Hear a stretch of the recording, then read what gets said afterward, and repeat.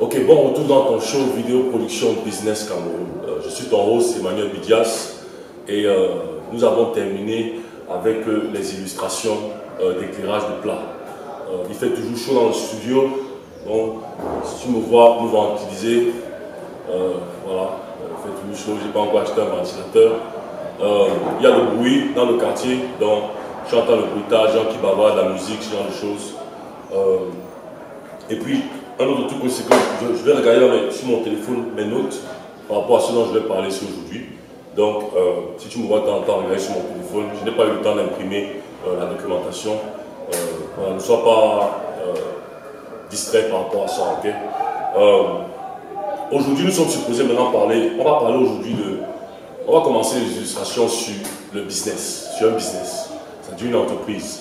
Parce qu'en tant que structure de vidéoproduction, et nous faisons dans les vidéos, c'est important que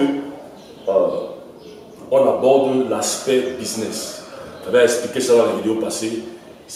Il faut que tu comprennes l'aspect business. Oui, tu es un vendeur, tu vends, mais il faut que tu comprennes la profondeur de l'aspect business et comment ça marche avec une structure de vidéoproduction. Comment la structure de vidéoproduction peut mieux t'aider dans la communication de ton business ou de tes produits si tu as une meilleure compréhension de ton business et comment il fonctionne. Okay? Donc c'est important qu'on aborde, ce sujet, cette partie-là. Très très important. Donc la première chose sur laquelle on va se focaliser, ça sera sur une entreprise. Okay? On va se focaliser sur une entreprise. Maintenant, il y a divers types d'entreprises. Il y a les micro-entreprises, il y a les auto-entreprises, il y a les sociétés, il y a des structures, il y a auto-emploi. Mais on va se focaliser sur un petit commerce. On va se focaliser sur un petit commerce. C'est-à-dire que c'est... Pourquoi? Parce que c'est le niveau de base d'une entreprise. Parce qu'une entreprise, c'est quoi? C'est une future société demain. Donc c'est le niveau de base. Ou alors peut-être c'est un peu comme une sorte d'activité économique ou activité commerciale. Donc on va se focaliser sur un petit commerce. Plus précisément, on va se focaliser sur un petit commerce d'une personne que je connais, c'est-à-dire que je connais professionnellement, son petit commerce est au niveau de là où je travaille, parce que vous savez, j'ai deux travails. J'ai mon travail de producteur, de propriétaire de langue de production, notre structure de vidéoproduction, et j'ai mon deuxième travail de conseiller emploi au FNE, Fonds National de l'Emploi. Donc on va se concentrer sur un petit commerce, il s'appelle Monsieur Thomas. Monsieur Thomas, on va l'appeler comme ça, Monsieur Thomas. Il a un petit commerce. Tu peux voir les photos actuellement. Il n'y a pas beaucoup de photos dessus, mais voilà quelques de ces photos de son petit commerce. Et il est positionné à côté de là où notre structure du FNE travaille, là où nous on travaille. Il est juste positionné à côté. Donc, quand je sors du travail, ou bien quand je prends ma pause, ou bien quand je vais manger le petit déjeuner, quand je le vois, parfois je prends les bonbons, ça peut arriver que je prends des cigarettes là-bas. Voilà ce genre de choses. Donc, il a un petit commerce, un bon petit commerce. Comme j'ai dit, tu peux voir les photos. Il s'appelle M. Thomas. Son petit commerce est positionné, comme tu peux voir, à l'intersection de la grande rue, de la rue majeure, c'est au quartier Fouda, la rue majeure, et puis une rue secondaire. Donc, il est positionné à peu près comme je suis positionné là actuellement. C'est-à-dire que lui, il est positionné, c'est son petit commerce, il est positionné comme ça. Et puis il y a la route qui est de ce côté-ci, ici. Maintenant, sur la route, les voitures passent comme ça. C'est-à-dire, proche du petit commerce, les voitures vont comme ça là. Et maintenant, de l'autre côté, les voitures viennent plutôt comme ça. Donc ça fait ça. Les voitures vont comme ça.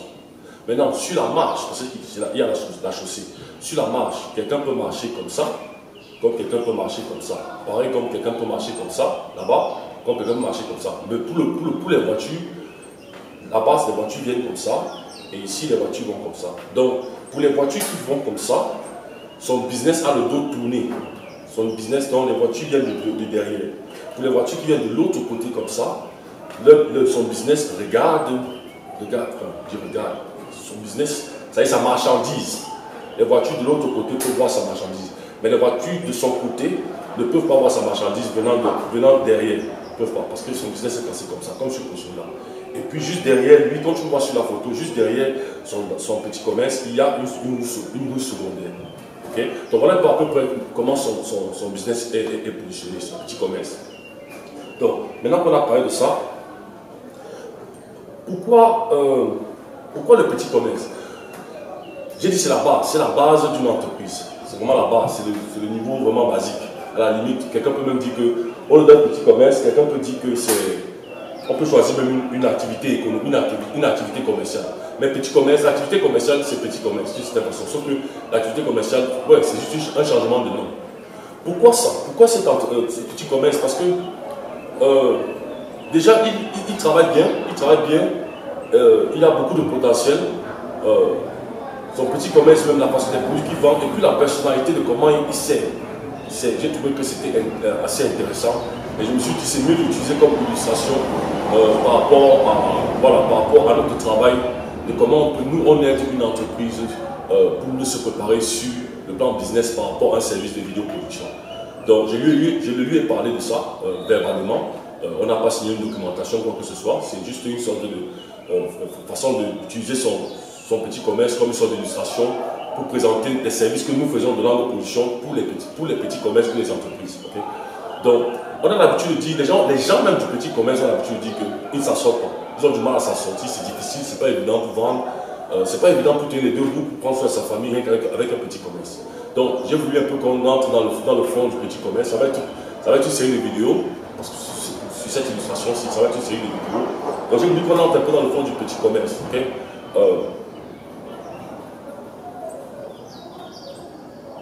Maintenant, quand tu ouvres un petit commerce, prenons l'exemple de M. Thomas. M. Thomas, tu ouvres un petit commerce. Quel est l'objectif principal quand tu ouvres ce petit commerce? La majeure partie de M. Thomas ou bien n'importe quoi, c'est faire de l'argent. Je vais faire de l'argent. Avec qu'est-ce que je vais faire cet argent? Je vais prendre soin de ma famille, je vais prendre soin de moi. Ça va me permettre de nourrir ma famille. J'espère peut-être demain acheter un terrain avec ça. J'espère peut-être demain m'en sortir. J'espère peut-être, voilà, prendre soin de ma famille, envoyer les enfants à l'école. Ça, c'est des raisons personnelles. Mais la première raison, c'est faire l'argent. Et la raison de faire l'argent, voilà les raisons personnelles derrière. Maintenant, faire l'argent, on va parler de ça. Donc, c'est juste un petit récapitulatif. On va parler vite dessus. Faire l'argent, c'est une chose, mais faire l'argent n'a pas de destination. Quand tu dis faire l'argent, tu prends ta marchandise, tu t'assois, tu es assis comme ça là, et puis quelqu'un qui passe, il achète un bonbon, quelqu'un qui passe, il achète une cigarette, il achète un ceci, il achète une bouteille d'eau, et ainsi de suite. Donc, quand il n'y a pas quelqu'un qui passe, qui va acheter, donc tu ne fais pas l'argent. Donc, faire l'argent n'a pas une destination précise. Par contre, il y a un objectif qui est très... Il y a une façon de... C'est faire tout l'argent, mais il y a une façon d'approcher ça autrement. Quand tu as ouvert ton business, avant d'ouvrir ton business, tu as dû fabriquer la caisse, ça t'a coûté de l'argent. Tout ça t'a coûté de l'argent. Maintenant, supposons que M. Thomas a ouvert son business est ouvert depuis 10 ans. Faisons 10 ans, 8 ans ou 9 ans. Donc il y a une certaine période. Depuis le moment où il a préparé de se lancer dans le petit commerce, tout l'argent qu'il a amassé, tous les 10 ans sont passés, tout l'argent qu'il a dépensé, les problèmes de ceci financièrement, combien M. Thomas a déjà investi dans son petit commerce. On va prendre un exemple, je donne ça, un chiffre comme ça, au hasard. On va prendre 2 millions. Ok? On va rester de basique. Prenons 2 millions. Prenons 2 millions. M. Thomas a dépensé 2 millions. Depuis le jour où il a pensé ouvrir le petit commerce, à l'argent qu'il a amassé, tout ça, à l'ouverture et les dépenses. Je ne parle pas des dépenses pour le business, parce que quand tu fais les dépenses pour le business, quand tu as avec l'argent que les gens achètent, les produits et tout, tu revends pour acheter la marchandise, ce n'est pas l'argent perdu. Je compte les dépenses du business pour lancer le business. Et puis les dépenses, il y a des coûts inutiles que tu as perdus, peut-être voilà, financièrement. Disons tout à 2 millions. 2 millions, n'est-ce pas? Ça, c'est l'argent financement que M. Thomas a dépensé. Maintenant, il y a une somme, il y a un taux qu'on doit considérer. Ce taux-là, c'est quoi? C'est quand c'est les dépenses d'investissement non tangibles, c'est-à-dire pas finance, c'est-à-dire qu'on ne peut pas compter ça, on ne peut pas toucher. On ne peut pas toucher ça parce qu'il y a l'argent d'investissement pour qu'il lance le petit commerce. Financement, il a compté, ok, il faut voir que fabrique la caisse, il faut que prenne le menuisier qui va fabriquer, voilà l'argent. Il faut que j'achète les plastiques comme vous voyez sur les photos, il faut que j'achète les ceci, il faut que. Voilà l'argent. Maintenant, il y a les pertes d'argent dans le sens que les dépenses d'investissement, tu arrives, peut-être on a vandalisé peut-être ton matériel, ou peut-être tu arrives, la pluie a gâté quelque chose, ou peut-être tu arrives, il y a eu des tracasseries de je ne sais pas moi quoi. Ça, c'est des trucs qui coûtent de l'argent. Donc, combien ça vaut tous ces problèmes que tu as eu qui, normalement, a une valeur financière? Ce qu'on fait souvent, on prend dans le coût d'investissement, le coût que tu as dépensé, les 2 millions là, total là, maintenant, on fait ça maintenant à moitié. Normalement, on fait à moitié. Certains font 25%, mais on fait la moitié de ça. Ça veut dire qu'on prend 50% ou 25% de ce coût-là. Donc, si on prend 50% de ça, ça fait quoi? Ça fait 2 millions multiplié par 0,5. Ça fait quoi? Ça fait 1 million. Et ces 1 million-là, c'est le coût de la valeur de tous les autres problèmes qu'il a investis qu'on ne peut pas mettre sur le plan valeur financière. Ça fait que le coût total d'investissement du petit business que vous voyez de M. Thomas, c'est 3 millions. J'espère qu'on se comprend. 3 millions. Maintenant, j'ai pris 2 millions comme un truc au hasard. Si on lui pose la question, lui-même peut donner le vrai chiffre. Et puis maintenant, on rechange les calculs. Donc, on est parti sur 2 millions. C'est 3 millions coût total. Maintenant, 3 millions. Ça, c'est l'objectif de M. Thomas. Récupérer les 3 millions. C'est son premier objectif. Tu vois que quand tu dis, mon premier objectif, c'est faire l'argent, il n'y a pas de direction. Tu n'es pas sûr où tu pars. Tu sais seulement qu'il faut quand l'argent vient, oh l'argent est venu, tant mieux. Et quand tu as payé, oh l'argent est venu. Mais quand tu dis mon premier objectif, puisque c'est ça, tu es là pour une raison quand tu as dépensé l'argent. Donc ton premier objectif, c'est d'abord récupérer l'argent que tu as dépensé. On sait que l'argent que tu as dépensé, c'est combien? 3 millions. Ok, récupérer les 3 millions. Il doit récupérer les 3 millions. Récupérer les 3 millions à travers uniquement et seulement les ventes de son produit. Rien d'autre. C'est-à-dire que quelqu'un ne peut pas venir injecter l'argent, il donne l'argent que bon, voici, c'est sans juste. Rien que la vente des bonbons, cigarettes, de l'eau, des trucs qui vendent. Il doit récupérer les 3 millions. Voilà le jeu. Voilà là où le jeu se joue. Ok? Maintenant, qui dit récupérer les 3 millions veut dire quoi? Ça veut dire que quand on récupère les 3 millions, ça veut dire quoi? Quand l'argent entre, quand il fait des partages, on va payer les partages rapidement à l'heure. Il faut bien que l'argent de ça a quelque part. Donc, il faut qu'il ait un compte à la banque. Maintenant, les petits commerces, ce n'est pas évident. Excusez-moi. Les petits commerces, comme les petits commerces, toujours au Cameroun, ne sont pas reconnus officiellement comme des entreprises parce que techniquement, ils sont un peu. Leurs business sont dans des locations temporaires. Parce que ce ne sont pas des locations validées officiellement par l'État ou le gouvernement. Que, ok, tu peux rester là officiellement, ton petit business reste là. Parfois, le petit business est celui-là, et celui-là. Et sur un espace où plus tard la route va passer, des trucs comme ça. Donc, techniquement, j'appelle ça des espaces de location temporaire. C'est-à-dire, ils sont dans les espaces de travail temporaire. Maintenant, ils payent une location. Ils payent de la location, ils ne sont pas là au hasard, ils viennent seulement. Monsieur Thomas paye la location chaque mois. Pour être dans cet espace où il est là. Même si ce n'est pas une location, un espace de travail officiel, il paye une location. Il paye un taux de location. Maintenant, par rapport à la banque, ce n'est pas évident, parce que la banque parfois te demande une certaine documentation par rapport à ton entreprise, à ton ceci. Mais comme c'est un petit commerce, ce n'est pas évident. Maintenant, je ne sais pas si les banques ont des programmes pour les petits commerces, ce genre de choses, ce serait bien. Mais si ce n'est pas possible, ce que je peux t'encourager de faire, c'est ouvre un compte à ton nom. Monsieur Thomas, tu ouvres un compte à ton nom, car dans réalité tu apportes les éléments à ton nom. Et maintenant, ce compte-là, c'est là où tu envoies l'argent de ton petit business. Ça devient le compte de ton petit business. Ce n'est pas officiel par la banque, c'est ton compte personnel, mais c'est là où tu utilises ça pour ton compte de ton petit business. Et maintenant, pour ton compte personnel à toi, va ouvrir un autre compte dans une autre banque. Aussi la banque ne va pas te permettre, la même banque ne va pas te permettre d'avoir deux mêmes comptes. Donc tu vas dans une autre banque et tu ouvres un compte pour toi, pour ton argent à toi. Mais aie un compte uniquement pour ton petit business. Tu dois avoir un compte uniquement pour ça. Voilà.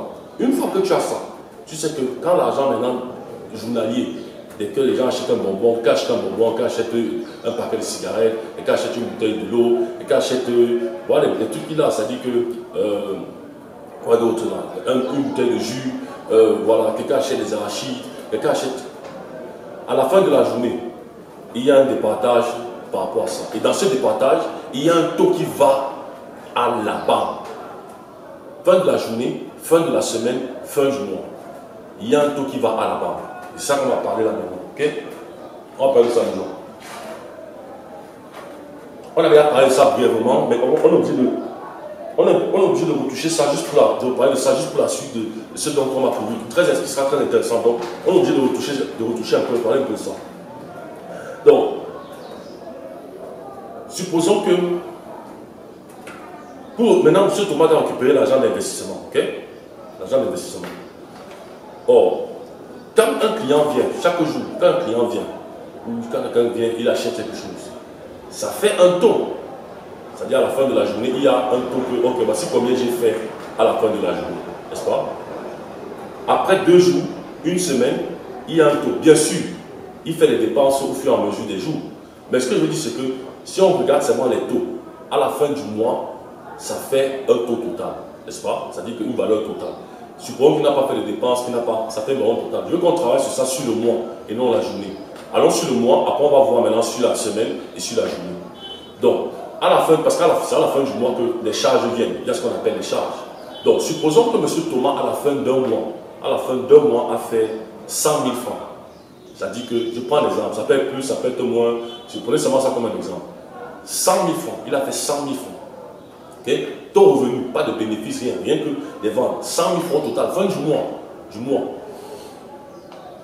Ces charges, c'est quoi? La première des choses, j'avais parlé de ça dans la vidéo précédente. C'est très dans une des vidéos précédentes, c'est très important. Sa première charge, c'est la taxe. Monsieur Thomas, c'est la taxe. Paye la taxe. Je ne vais pas entrer dans les détails, on parlera de ça peut-être plus tard, mais c'est important. Même si tu ne payes pas directement, prends une partie et garde ça pour la taxe. Et puis tu écris la documentation, tu fais une documentation, taxe, tant, machin, c'est combien que tu dois payer. Moi, la taxe, c'est quoi? 0,1, c'est 10%. Parfois ça monte, parfois ça descend. C'est le gouvernement qui dit. Parfois c'est 10, parfois c'est 12, parfois c'est 13, parfois ça monte, parfois c'est plus bas. Donc cherche à savoir ta taxe par rapport en tant que petit commerce. Mais si tu ne connais pas, tu n'es pas sûr, 10% c'est la moyenne, c'est souvent la moyenne universelle. Même dans la Bible on dit ça, 10% la dîme. Garde 10% dans les 100 000, prends 0,10 de cet argent et garde. Garde ça quelque part. Tu prends une documentation, tu mets taxe mois, tel mois, machin, tel mois, taxe temps, machin, tu gardes. Même si tu utilises l'argent et la documentation que tu as gardée, comme ça, quand demain il y a un problème que tu n'as pas ceci, tu présentes, voici les documents de taxe de chaque mois que j'ai gardé. Voici combien je dois, je sais que je dois, je vais payer ça. Mais si tu n'as rien et tu n'as pas l'argent, ni documentation, que tu reconnais que voici l'argent que tu dois payer et tu n'as pas d'argent en même temps, voilà, c'est difficile. Si tu consommes l'argent plutôt que tu fais autre chose à l'argent, et au moins sur la documentation, que si jamais on vient te parler de ça, tu peux présenter. Ça montre quand même que tu es responsable, que tu es conscient de l'erreur que tu as commise et que tu vas régler. Okay? Ça donne une crédibilité. Donc, paye la taxe. Donc, dans les 100 000 là, la taxe par 0,10. La location, il paye la location. Il paye la location, monsieur Thomas. Il paye la location. Donc, allons-y doucement, allons-y ensemble. Okay? On va même, ils sont de voir si on peut faire ça. 100 000 multiplié par 0,1, ça fait 10 000. Donc, il paye la taxe 10 000 de côté. Il reste 90 000. Ok? Il reste 90 000. 90 000.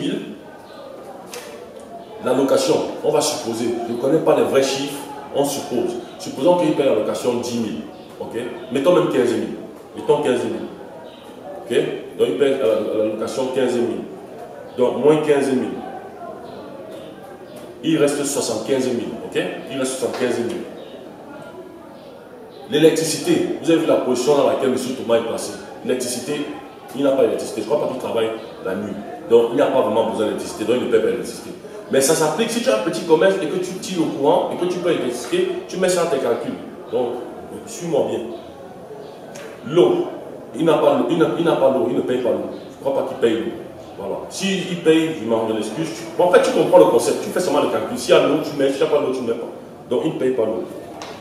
La marchandise, ça c'est la marchandise, c'est quoi? Ça dit qu'à la fin du mois, il faut qu'il aille acheter. Rappelle-toi, j'ai dit qu'on fasse ça pour le mois. Après, on va aller en semaine et en journée. Il faut qu'il aille acheter. Quand il a vendu les bonbons, là, il faut après qu'il aille encore acheter les bonbons pour venir revendre. Donc, il y a la marchandise qu'il doit revendre, qu'il doit réacheter. Donc, j'ai dit, supposons que la marchandise c'est 25 000. Hein? Mettons, une fois de plus, les chiffres sont comme ça. Donc, moins 25 000. Voilà. Il reste 50 000, la marchandise. C'est après soi. Le business est après pour continuer pour le prochain mois. Il y a ce que j'ai parlé de salaire. Il y a ce qu'on appelle, j'appelle la main invisible. C'est Oncle Sam. Oncle Sam, c'est une expression américaine qui veut dire l'homme autre que la taxe, l'homme qui légalement ou illégalement prend l'argent dans ton business. Peu importe la raison, je ne sais pas pourquoi, tu connais peut-être les raisons, je ne sais pas. J'appelle ça la main invisible. C'est-à-dire que c'est une structure, une personne, ou je ne sais pas moi, que tu dois payer par rapport aux revenus que tu fais. Moi, je ne sais pas pourquoi, je dis seulement, j'ai mis ici inclus ça, que paye la personne. Si c'est ça, paye la personne. Maintenant, si c'est pour raison de si ça, moi je ne cherche pas à savoir, j'ai mis cette partie-là. C'est important, ça existe. Pour ceux qui ne l'ont pas, bon, tant mieux, mais pour ceux qui ont des business, ça existe. Okay? Donc j'ai mis ça, et j'ai dit, ok, si il doit payer Oncle Sam, ça dit que c'est la main invisible, disons 20 000. Hein? Disons 20 000. Bon, mettons 20 000. Disons 15 000. 15 000. Moins 15 000. Il lui reste 35 000. Ok? Il lui reste 35 000. Il reste 35 000. Maintenant, dans les 35 000 là,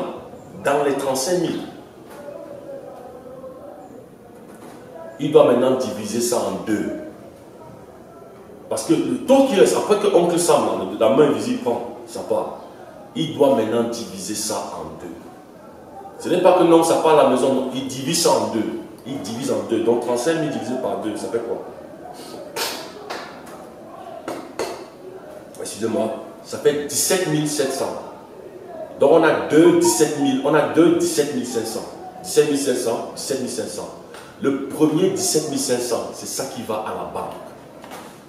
Voilà l'argent, le début de récupération des 3 millions.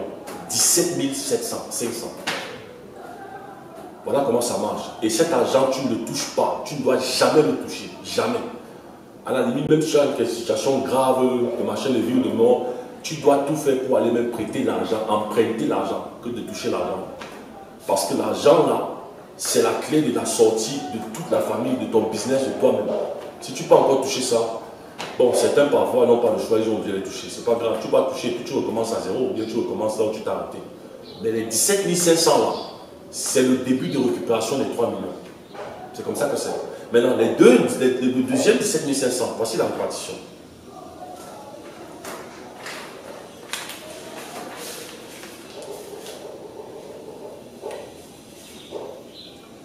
Le business, ton business a besoin d'un fonds. C'est-à-dire que si jamais tu arrives, un truc est cassé, un truc est ceci, un truc est cela, il a besoin d'un petit fonds, le business. C'est-à-dire le petit commerce a envoyé l'argent à la banque. L'argent grandit là, les 17 500. Maintenant, ton business journalier, là, il peut avoir des petits problèmes de ceci, que ça c'est cassé, ça c'est machin. Et en fonction de la petite caisse pour le business, tu règles. Si c'est 100 francs, c'est 100 francs. Si c'est 50, c'est 50. Et puis tu règles en fonction de ces 50 là. Donc on fait quoi? Normalement, le business là est important, mais ce que tu peux faire 10%. Ça veut dire 10% de ça. 10%. Donc tu multiplies par 0,1.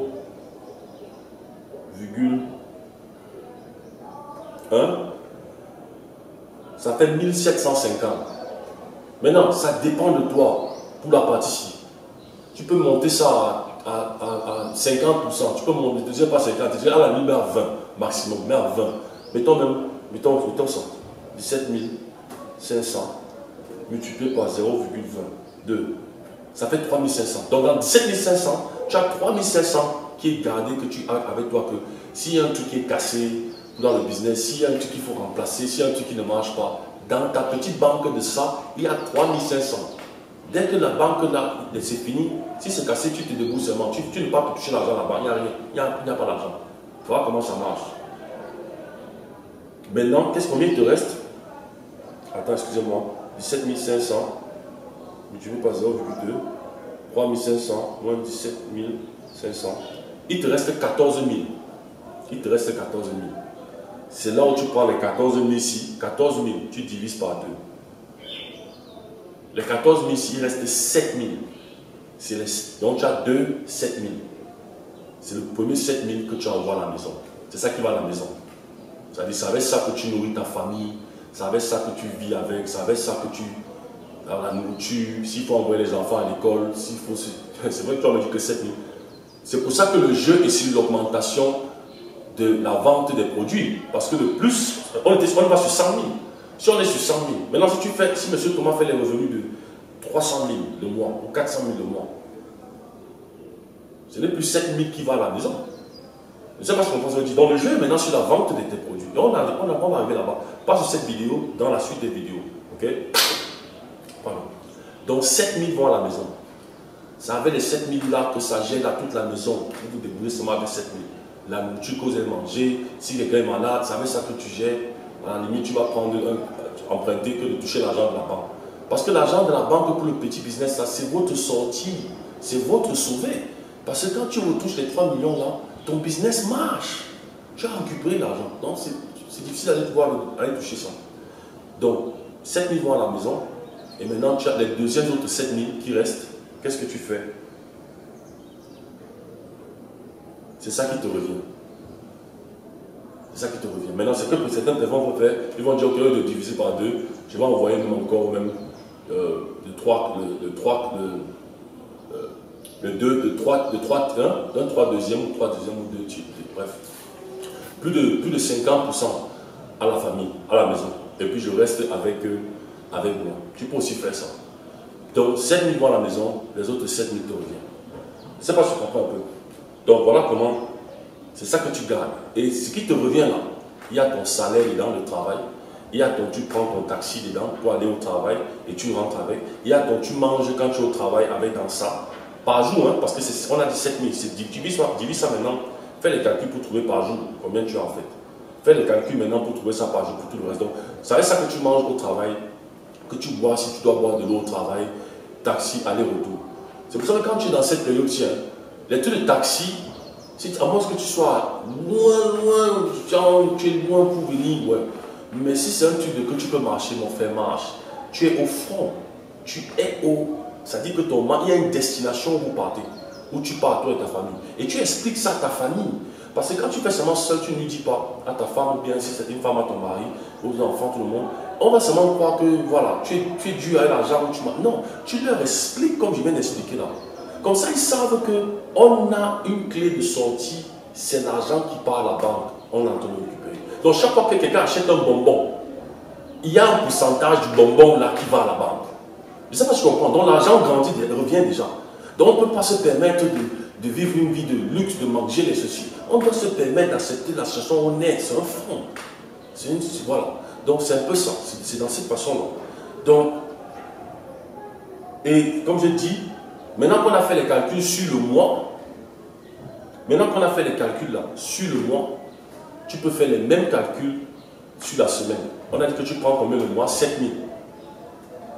Tu prends 7 000. Maintenant, supposons que M. Thomas travaille, divisons 7 000 par 4, comme c'est 4 semaines. 4 semaines, ça veut dire que par semaine, tu as 1700. Non, 1750. 1750, tu as tout ce qui est cité là. Ton taxi, allez le taxi, mon frère, marche. Si tu peux prendre le taxi quand tu commences à faire 5, tu as 50% de récupération de 3 millions. Ouais, là tu commences, tu peux te permettre de prendre le taxi.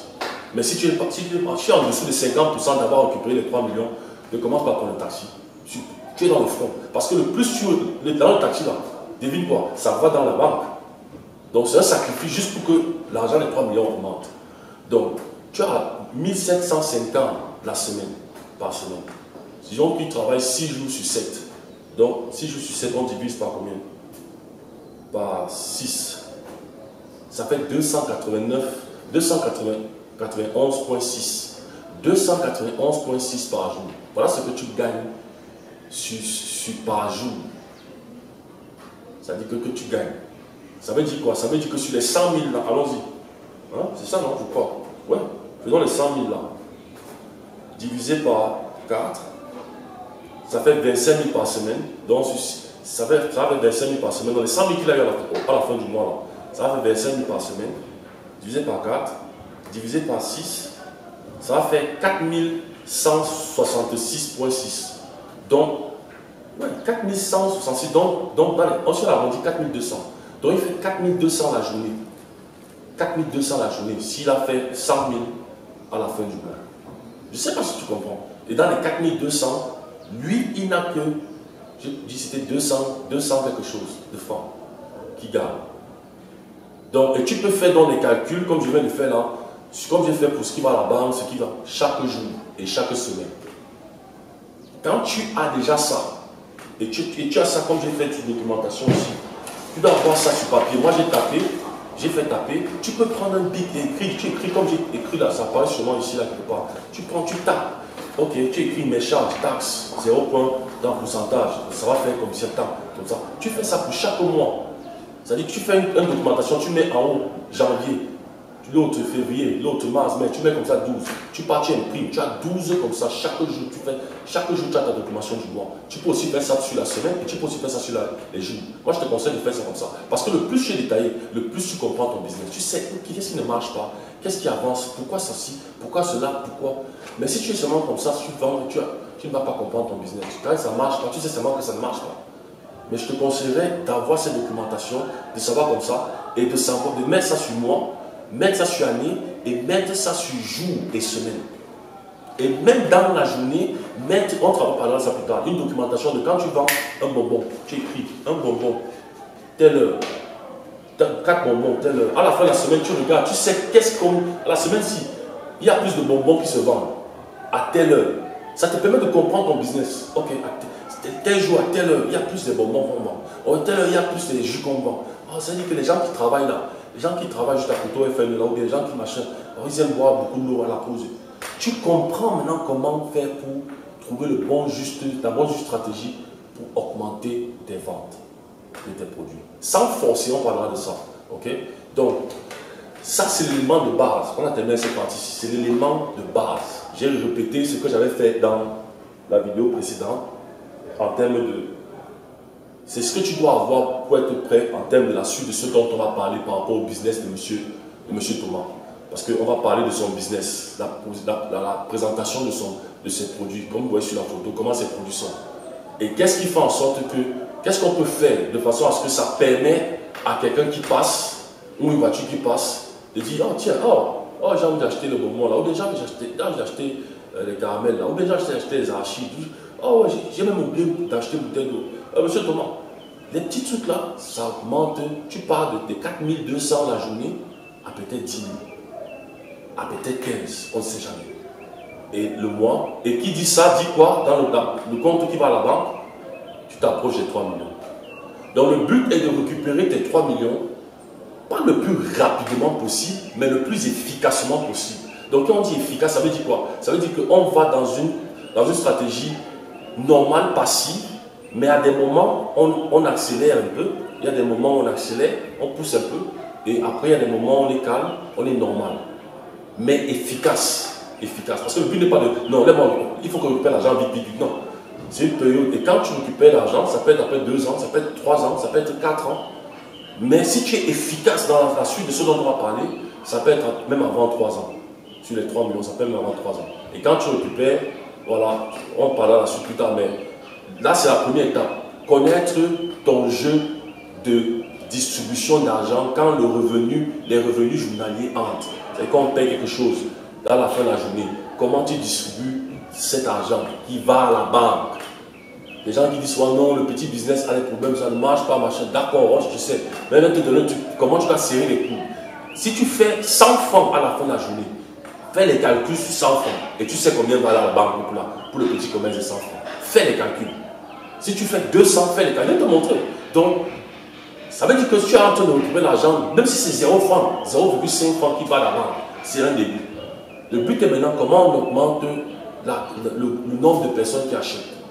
On parlera de ça aussi, ta capacité de production, d'achat de marchandises, tout ça. Donc dans la suite de la vidéo, dans la prochaine vidéo, nous allons parler de comment M. Thomas, des éléments que M. Thomas peut faire pour son petit commerce, pour faire en sorte, parlons de ça ou bien parler d'abord de sa clientèle actuelle. On peut parler d'abord de sa clientèle, de la clientèle. Quand on va parler de la clientèle, okay?